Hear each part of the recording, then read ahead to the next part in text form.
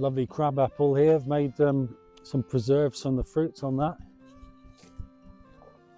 Right, we'll come down and see how the beehives are doing. Right, oh, I can see bees going in and out. Look at that. Is it a bee? Is it a wasp? Is it lost? It's looking a bit confused. This time of year, they're going to be, oh look, plenty of them in there. I bought this place with my ex-wife back in 2009,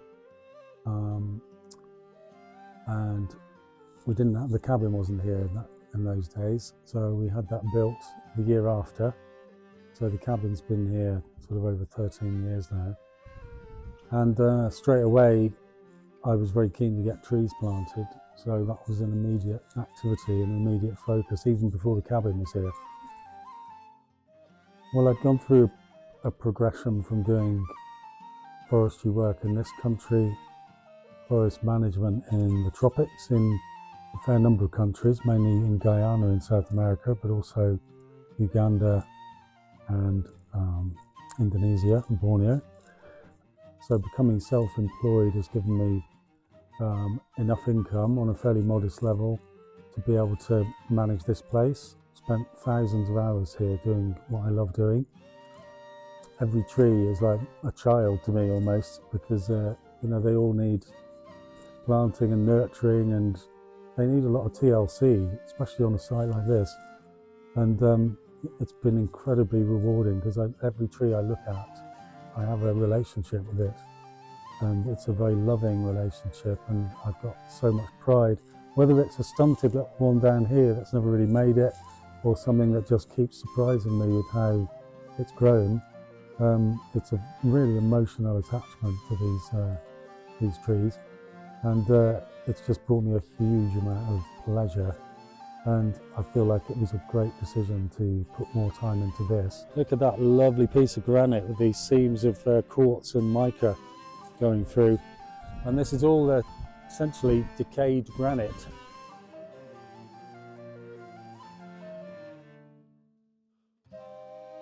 Yeah, I love it here. Look, what a lovely pond. That will dry up in by the summer. It won't be anything in here. It is a great little space though, isn't it? I loved working with kids, but there are opportunities for kids to be involved here. Over the years, it's been really lovely to have my children down here, their friends, the children of my closest friends have been down here, and they've spent time in the lake. They've learned to canoe in here, some people have learned to swim, and they've learned to love nature, which, as we all know, is a massive human need, and something which a lot of young people are denied.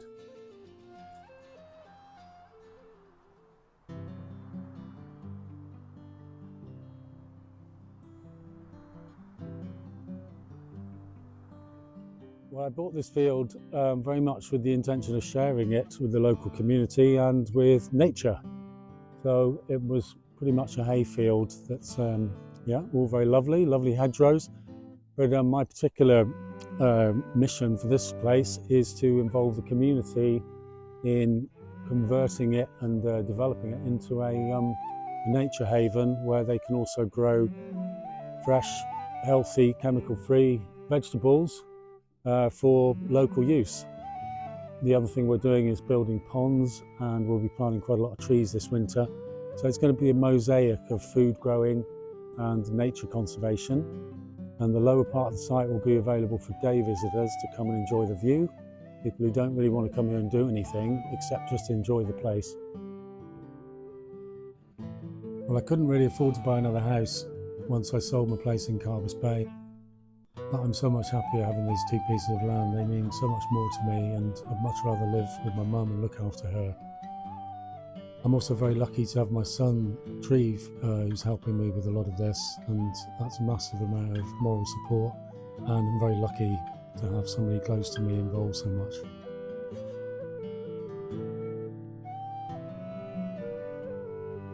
So about 4 years ago, I was diagnosed with having atrial fibrillation, which is an arrhythmic heartbeat, an irregular heartbeat. That was discovered when they took me into hospital and had my hip replaced. And it means that I need to be careful about certain things, but also very aware of the fact that stressing about it isn't going to help very much.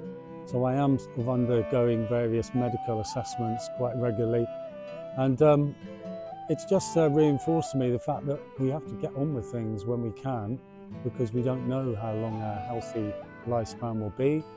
Life-changing things can happen at any moment, and that is just the best reason for looking carefully at one's life and thinking, what is it I really want to achieve while I'm here? I want to enjoy every day. I want to be able to work with the presumption that I might last a good few more years, but what if I haven't got much longer to live? What is it I really want to be doing with my time? It's precious time. And that's why I'm doing all the things I'm doing.